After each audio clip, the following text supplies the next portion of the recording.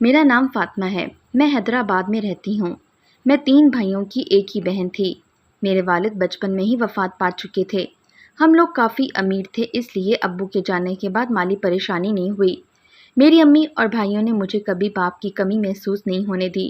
وہ میری ہر خواہش پوری کرتے تھے۔ تینوں بھائی مجھ سے بڑے تھے اور ان کی شادیاں ہم نے اپنوں میں ہی کی تھیں۔ میری تینوں بھابیاں شروع میں بہت اچھی تھیں، یا شاید اچھا بننے کا دعویٰ کرتی تھیں، کیونکہ کچھ عرصہ گزرنے کے بعد ان کا رویہ بدلنے لگا۔ ہم تینوں بھائیوں کی بیویاں ایک ہی گھر سے لائے تھے، تو بھابیاں آپس میں بہنیں تھیں اور اب مجھ سے خار کھانے لگی تھیں۔ میرا وجود برداشت نہیں ہوتا تھا، وہ مجھے ہر وقت باتیں سناتیں۔ بھائی گھر آتے تو ان کے سامنے اچھی بن جاتی اور ان کے جاتے ہی ہم ماں بیٹی کے ساتھ برا سلوک کرتیں۔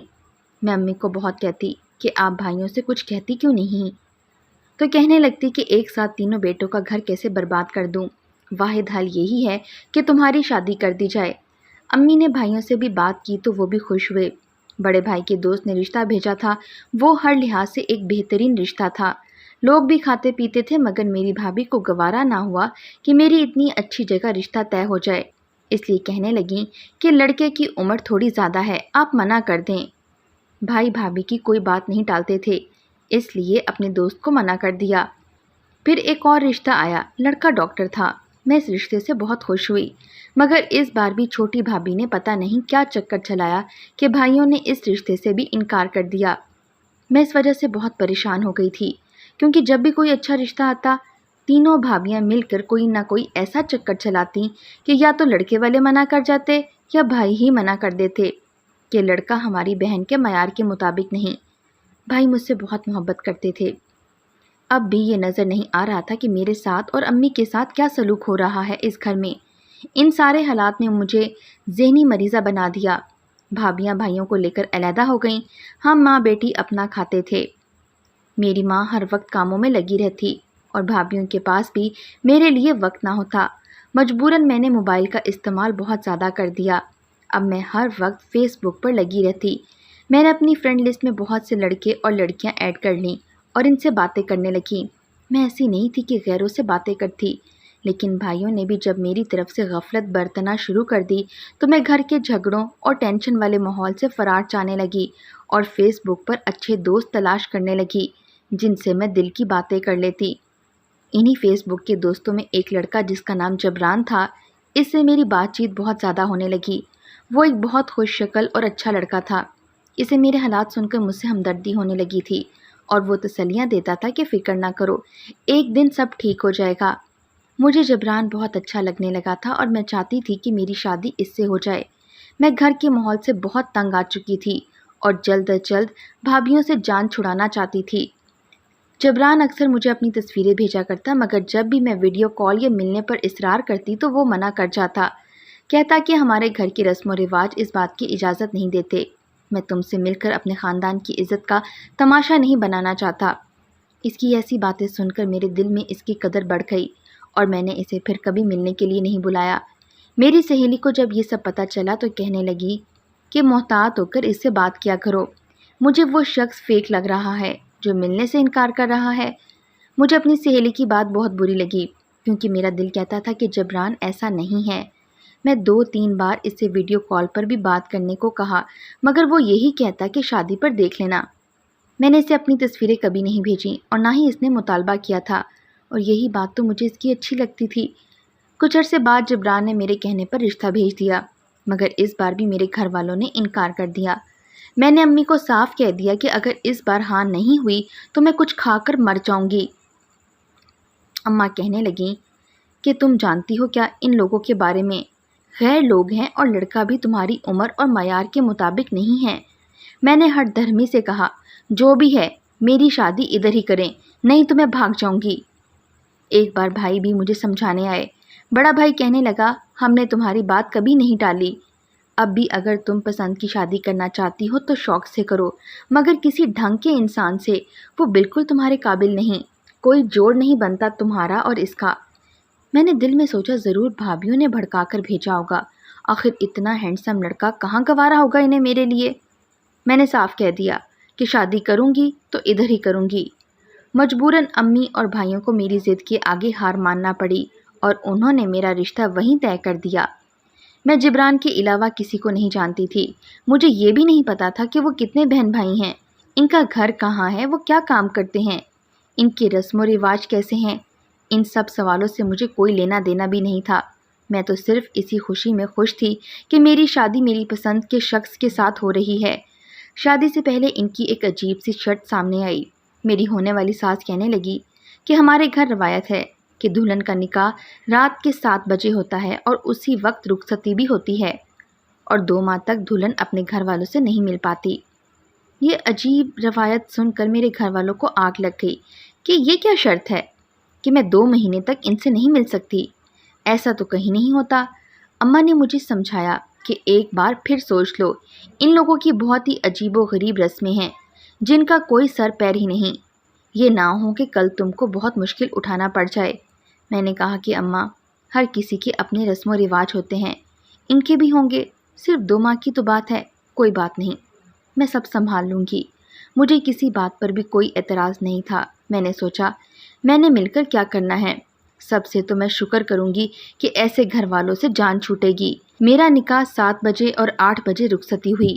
ان کی طرف سے بھی اس کے گھر والے تھے اور ہماری طرف سے بھی زیادہ لوگ نہیں تھے۔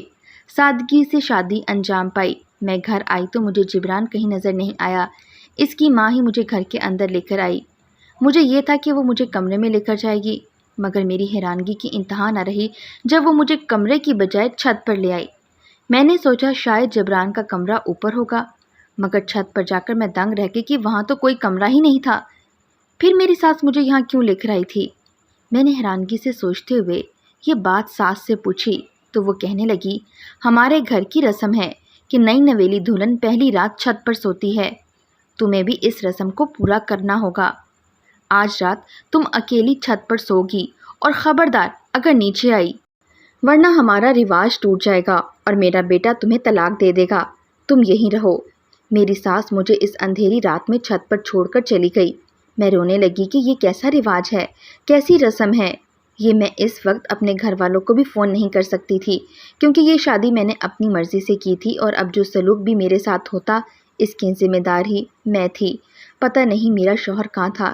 مجھے اس اندھیری رات سے خوف محسوس ہو رہا تھا۔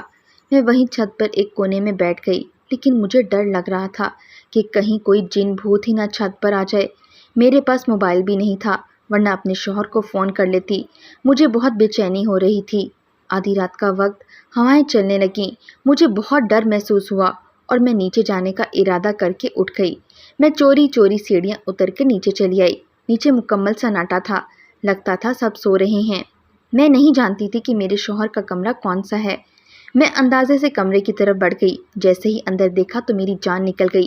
سامنے ہی میرے کمرے میں میرا شوہر بیڈ پر بیٹھا ہوا تھا اور اس کے ساتھ ہی میری ساس بھی بیٹھی باتیں کر رہی تھی۔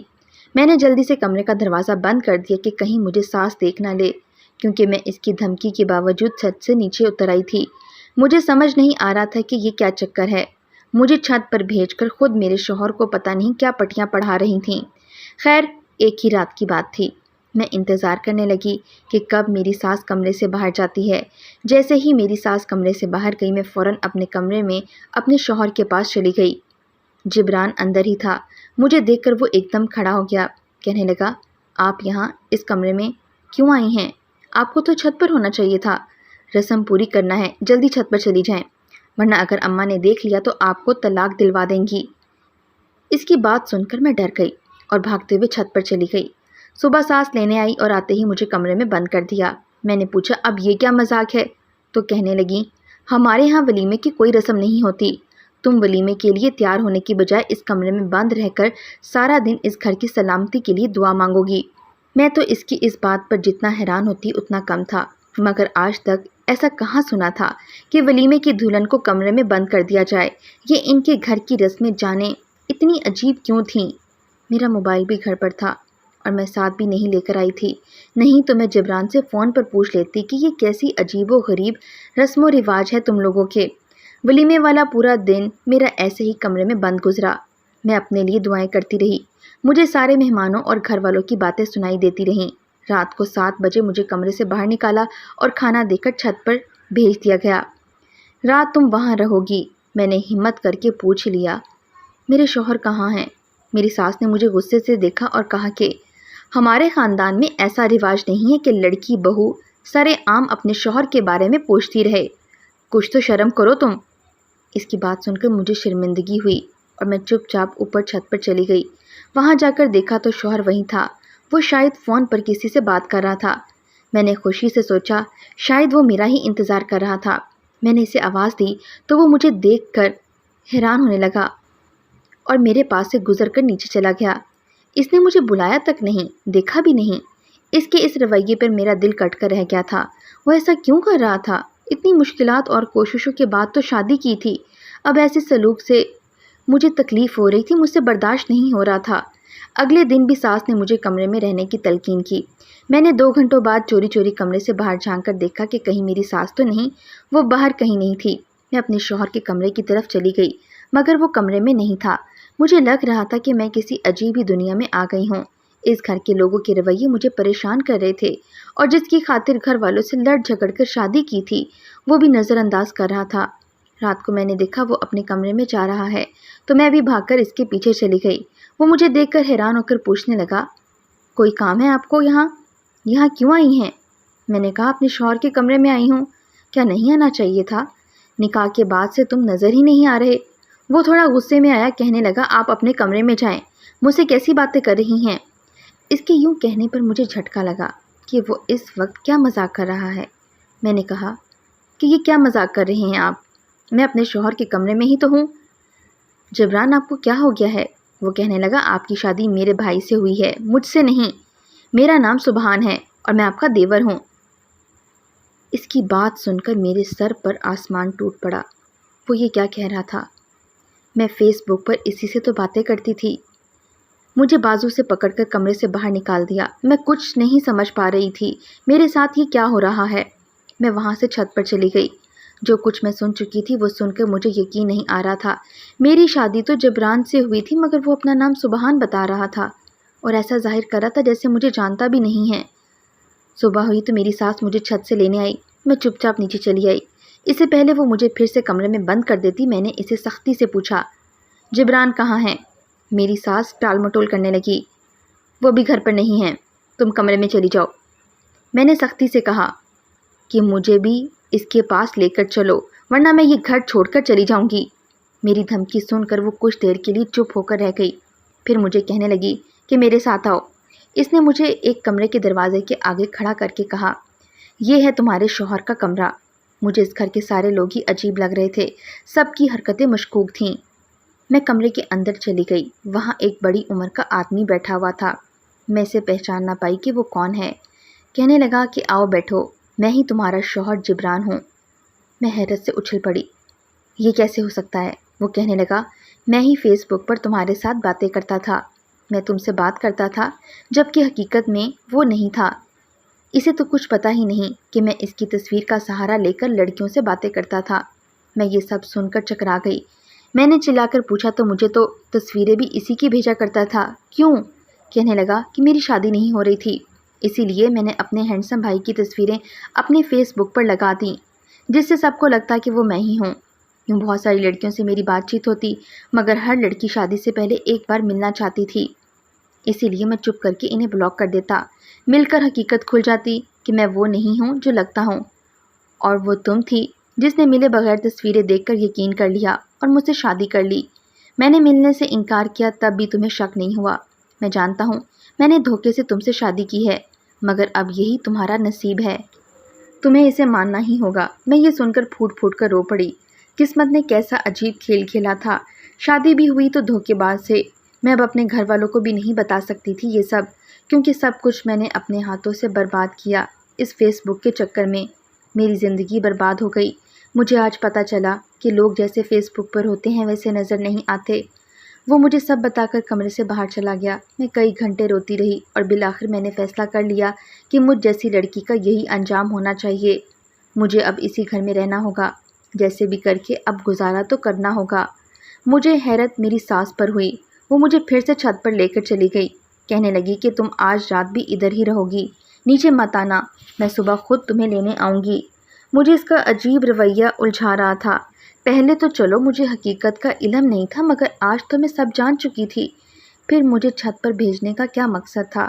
ساری رات میری سوچوں میں گزر گئی۔ صبح فجر کی اذان تھوڑی دیر پہلے ہی میں خود ہی نیچے آ گئی اور اپنے شوہر کے کمرے کا دروازہ کھولا تو وہاں وہ نہیں تھا۔ اگلی رات پھر سے ساس مجھے لینے چھت پر آ گئی کہ تم یہیں رہو۔ اس رات نیچے سے کافی شور آ رہا تھا، مگر ساس کے ڈر کی وجہ سے میں نیچے نہیں جا پائی۔ اب مجھے حیرت کی جگہ تجسس ہوتا تھا کہ وہ کیوں نہیں چاہتی تھیں کہ میں اپنے کمرے میں شوہر کے پاس رہوں۔ میں نے اس رات سے پردہ اٹھانے کا فیصلہ کر لیا۔ ایک رات جو ہی ساس مجھے چھت پر چھوڑ کر نیچے گئی، میں بھی کچھ ہی دیر بعد چھت سے سیڑھیاں اتر کر نیچے جانے لگی۔ ابھی میں درمیان میں ہی تھی جب میں نے ایک جوان سا لڑکی کو اپنے شوہر کے کمرے میں جاتے دیکھا۔ میری تو روح فنا ہو گئی۔ یہ سب دیکھ کر میں بھاگ کر اپنے کمرے میں جانے ہی لگی تھی کہ میری ساس نے مجھے دیکھ لیا۔ وہ مجھے بازو سے پکڑ کر کمرے میں لے گئی۔ میں نے پوچھا کون لڑکی ابھی میرے کمرے میں گئی ہے؟ کہنے لگی کہ تمہارا وہم ہوا ہے۔ میں اپنے آپ کو چھڑاتے ہوئے اس سے کہنے لگی میں خود ابھی جا کر دیکھتی ہوں۔ میری ساس نے ایک دم مجھے پتہ نہیں کیا چبویا کہ میں وہیں چکرا کر گر گئی۔ صبح اٹھی تو میرا سر بہت بھاری ہو رہا تھا۔ مجھے رات کے سارے واقعات یاد آئے۔ مجھے اب اپنی غلطی کا احساس شدت سے ہو رہا تھا۔ میں ایک جہنم سے نکل کر دوسری جہنم میں آ گئی تھی۔ مجھے یہاں شادی ہی نہیں کرنی چاہیے تھی۔ پتہ نہیں کیسے عجیب لوگ تھے، پہلے دھوکے سے شادی کی، پھر روز چھت پر چھوڑنا اور اب مجھے بے ہوش کر دینا۔ میں نے ساس سے جب پوچھا کہ میرے شوہر کے کمرے میں کون سی لڑکی گئی تھی تو وہ سیدھے سے ہی مکر گئی۔ کہنے لگی وہاں تو کوئی لڑکی نہیں تھی، کوئی غلط فہمی ہو رہی ہے تمہیں۔ میں نے پوچھا اگر ایسا ہے تو پھر تم نے کل مجھے بے ہوش کیوں کیا تھا؟ وہ اس بات سے بھی انکار کر گئی کہ تم خود بے ہوش ہوئی تھی۔ وہ جھوٹ پر جھوٹ بول رہی تھی اور میں چپ رہ گئی اور یہی فیصلہ کیا کہ بس اب بہت ہو گیا، اب آر یا پار۔ مجھے معلوم کرنا ہوگا ہر بار مجھے چھت پر بھیجنے کا مقصد کیا ہے۔ میں نے ساس کے سامنے یہی ظاہر کیا جیسے مجھے اس کی بات پر یقین آ گیا ہو۔ اس لیے اگلی رات جیسے ہی ساس مجھے چھت پر چھوڑ کر آنے لگی، میں نے وہی انجیکشن اسے لگا دیا جو کل اس نے مجھے لگا کر بے ہوش کیا تھا۔ اسے وہیں چھوڑ کر میں نیچے آ گئی۔ مجھے دیکھنا تھا کہ کون سی لڑکی میرے شوہر کے کمرے میں جاتی ہے۔ رات کے 9 بجے دروازے پر دستک ہوئی اور بچوں کی آواز سنائی دی۔ وہی لڑکی جس کو میں نے دیکھا تھا اپنے 2 بھائیوں کی انگلی پکڑ کر اندر داخل ہوئی۔ میں سوچنے لگی کہ یہ بچے کون ہیں اور رات کے وقت یہاں کیا کرنے آئے ہیں۔ اس لڑکی نے جبران کو جب ابو کہا تو میرے قدموں تلے سے زمین نکل گئی۔ وہ تو کہہ رہا تھا کہ میری شادی ہی نہیں ہوئی تھی اور اب 3 بچے اسے ابو کہہ رہے تھے۔ میں چھپ کر کھڑی ہو گئی، ان سب کی باتیں سن رہی تھی۔ میں اچانک سامنے آ گئی تو مجھے دیکھ کر جبران کے پسینے چھوٹ پڑے۔ اس کی بیٹی پوچھنے لگی کہ ابو یہ عورت کون ہے؟ پہلے تو کبھی نہیں دیکھا اس کو۔ میں نے غصے سے کہا کہ میں تمہارے باپ کی دوسری بیوی ہوں۔ اس کے بچے شدید حیران نظر آئے۔ بیٹی کہنے لگی اسی لیے امی ہمیں یہاں بھیجا کرتی تھی تاکہ معلوم کر سکیں آپ نے دوسری شادی تو نہیں کر لی۔ اب ہم گھر جا رہے ہیں۔ وہ لڑکی اپنے بھائیوں کے ساتھ وہاں سے چلی گئی۔ ان کے جانے کے بعد جبران نے مجھے تھپڑ مارا اور کہنے لگے اسی لیے تمہیں رات ہوتے ہی چھت پر بھیج دیتا تھا تاکہ بچوں کو کسی قسم کا شک نہ ہو پائے، لیکن تم نے میرے سارے کیے کرائے پر پانی پھیر دیا۔ میری بھی اب بس ہو چکی تھی، بہت دھوکے مل چکے تھے، اب مزید سہنے کی ہمت نہیں تھی۔ میں نے بھاگ کر خود کو اس کمرے میں قید کر لیا اور اسی کے موبائل سے امی کا نمبر ڈائل کیا۔ مجھے امید تو نہیں تھی کہ میرے بھائی مجھے لینے آئیں گے، مگر پھر بھی میں انتظار کرنے لگی اور مجھے حیرانگی کے ساتھ ساتھ خوشی بھی ہوئی جو میرے بھائی مجھے لینے آئے۔ میں نے ان سے معافی مانگی کہ میں فیس بک کے دھوکے میں آ کر بہت ذلیل ہو چکی ہوں، مجھے معاف کر دیں۔ وہ گھر لے گئے۔ میرے بھائیوں نے مجھے معاف کر دیا اور گھر لے آئے۔ میں نے اس دھوکے باز شخص کے خلاف پولیس میں شکایت درج کروا دی۔ بعد میں ساری حقیقت جو کھلی وہ یوں تھی کہ اس نے اپنی پہلی بیوی سے علیحدگی اختیار کر لی تھی، مگر طلاق نہیں ہوئی تھی، اس لیے وہ رات کو اپنے بچوں کو بھیج دیتی تاکہ اس گھر کی خبر لیتی رہے۔ جب وہ بچے دن میں گھر آتے تو ساس مجھے کمرے میں بند کر دیتی۔ مجھ سے شادی اس نے میری جائیداد کی وجہ سے کی تھی۔ اس کا ارادہ تھا کہ سارے مسئلے حل ہو جائیں گے تو میرے بھائیوں سے میرے حصے کا مطالبہ کرے گی، لیکن اس سے پہلے ہی ساری حقیقت کھل گئی۔ اس کی پہلی بیوی نے بھی اس پر کیس کر دیا۔ مجھے تو سبق مل گیا کہ اپنوں سے بڑھ کر کوئی بھی وفادار نہیں ہوتا، اور یہ بھی کہ فیس بک پر ساری محبتیں نقلی ہوتی ہیں۔ کسی انجان پر بھروسہ کر کے اپنی زندگی برباد نہیں کرنی چاہیے۔